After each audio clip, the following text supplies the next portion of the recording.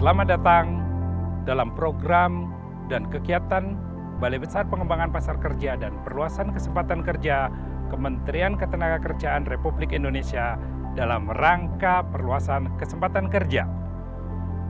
Kita ketahui bersama kondisi saat ini, pandemi COVID-19 sangat mempengaruhi sektor ekonomi dan ketenagakerjaan.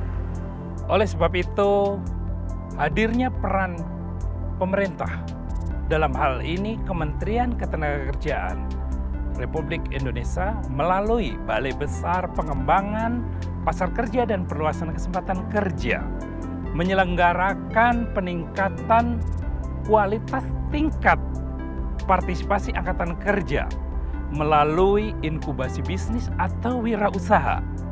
Diharapkan dapat menumbuh kembangkan wirausaha baru dan mempertahankan kelanjutan wirausahanya serta menjadi wirausaha yang mempunyai daya saing tinggi.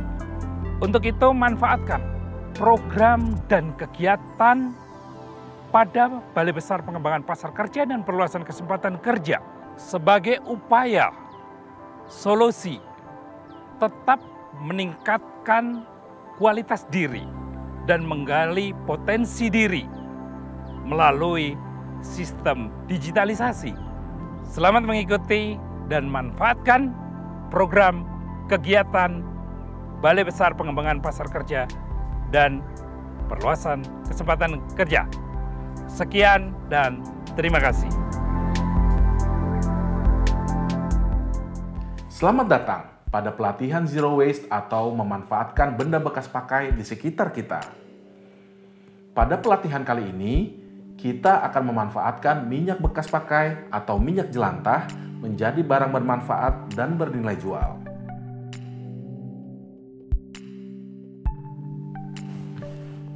Bahan-bahan dan alat yang digunakan yaitu air, minyak bekas, kemudian juga NaOH atau natrium hidroksida, kemudian aditif, ya, kemudian ada sendok, kemudian kita menggunakan masker, sarung tangan karet, dan timbangan. Nah, sebelum kita menggunakannya, minyak harus kita olah terlebih dahulu ya, minyak bekas ini.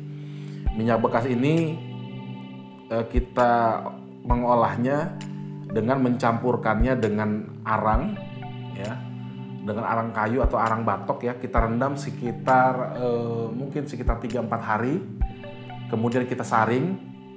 Nah, kemudian kita kembalikan ke botol. Nah, biasanya dia tetap akan ada sedikit endapan di endapan arang yang ada di bawah botol ini.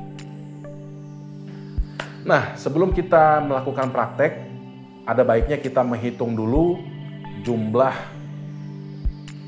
air, kemudian jumlah minyak bekas yang akan kita gunakan, maupun soda apinya atau NaOH. Kita bisa menggunakan soap calculator di aplikasi yang tersedia di handphone Anda. Tersedia dalam bentuk berbayar maupun yang gratis.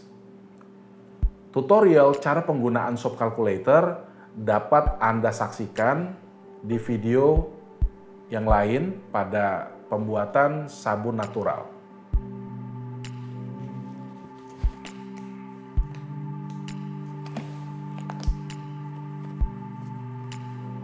Oke, kita mulai dengan menimbang ya.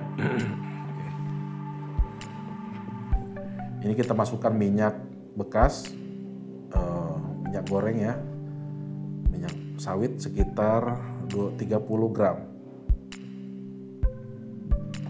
Kita menimbang air seberat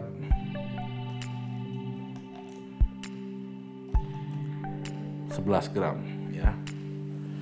Sudah 11 gram. Dan NaOH-nya atau natrium hidroksidanya seberat 8 gram.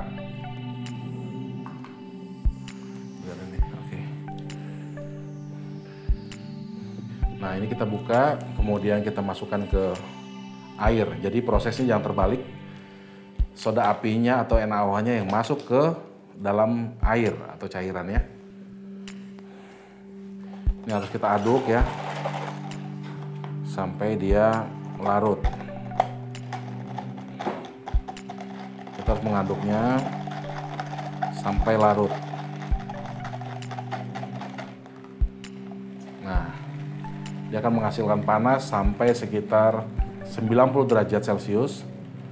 Nah, sebaiknya pada proses pembuatannya harus dalam tempat yang terbuka ya, tapi tidak kena panas langsung, panas matahari langsung maksudnya.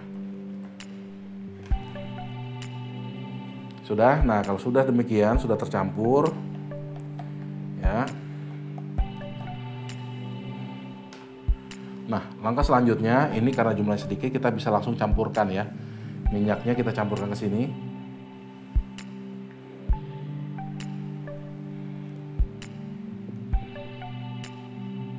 Ya. Seperti ini. Nah, kita langsung campurkan ya. Minyak bekasnya bisa kita langsung campurkan dan kita aduk ya. Nah, proses ini dinamakan proses saponifikasi. Jadi pencampuran antara minyak dengan NaOH dan air. Jadi benda-benda tadi yang tadinya cair akan menjadi padat. Nah, ini membutuhkan waktu ya. Kita aduk sekitar 10 menitan, 5 menit sampai 10 menit ya. Tergantung ininya ya, tergantung kecepatannya untuk pengadukan. Nah, jadi ini terlihat sudah sangat kental ya. Terlihat kita ada garis atau trace-nya. Nah, ini artinya dia sudah siap ya, sudah berbentuk sabun nih. Proses saponifikasinya berhasil. Nah, ini kita tinggal tuangkan, kita kembalikan ke tadi tempat yang semula untuk tempat cetakannya ya. Seperti ini caranya. Kita tuang.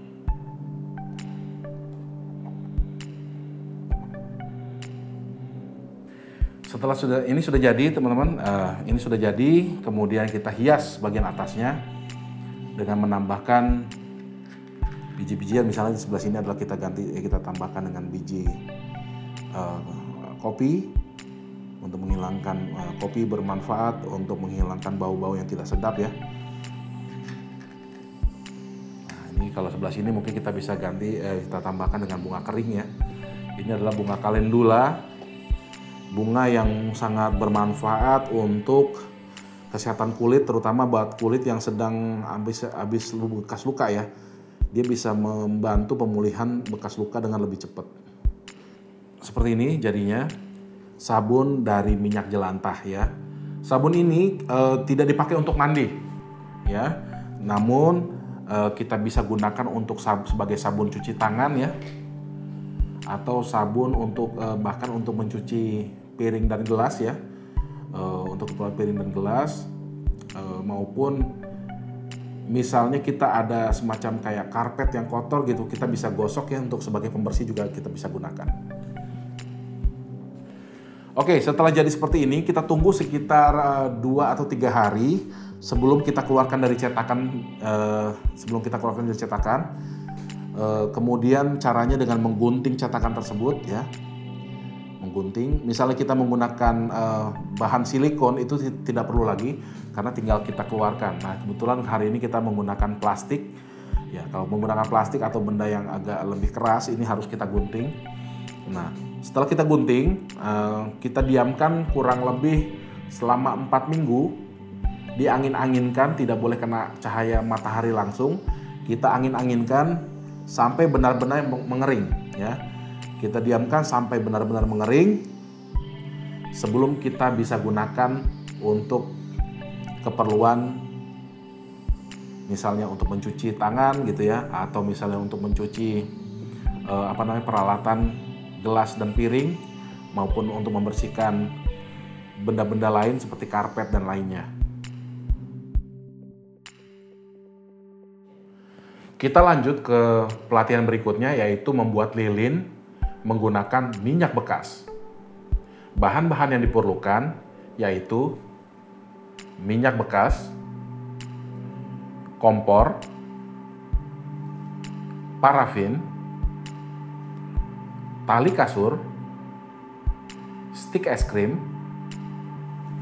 gelas, sarung tangan, dan timbangan. Oke, cara pembuatannya mudah sekali. Jadi kita membutuhkan sekitar 10 gram minyak bekas. Kita timbang ya.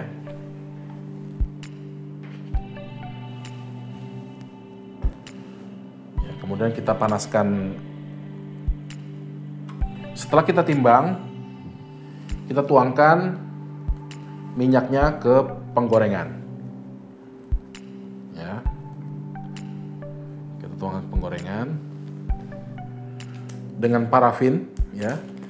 Di toko online banyak dijual ya, atau misalnya kita sulit mencarinya, kita bisa menggunakan lilin bekas ya yang sudah tinggal pendek gitu, kemudian kita parut.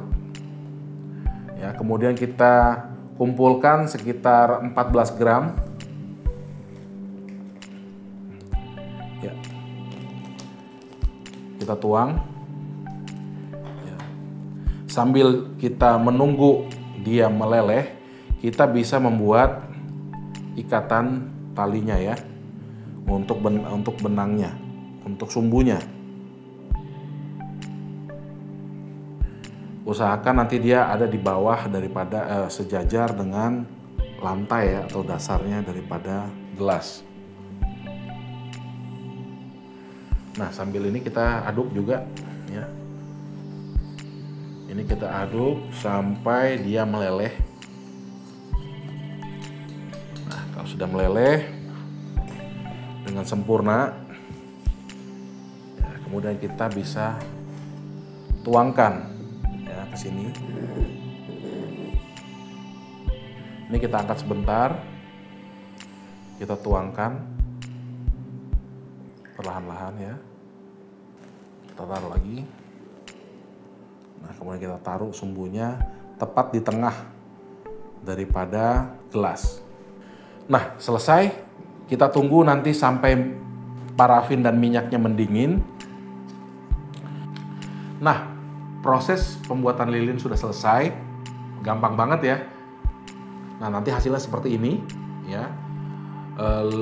Kelebihan lilin menggunakan minyak bekas ini yang pertama adalah nyalanya lebih terang ya, karena apinya juga lebih besar. Waktunya juga sedikit lebih lama karena pembakarannya nggak cuma dengan parafin tapi juga menggunakan minyak. Nah, gimana? Seru banget kan?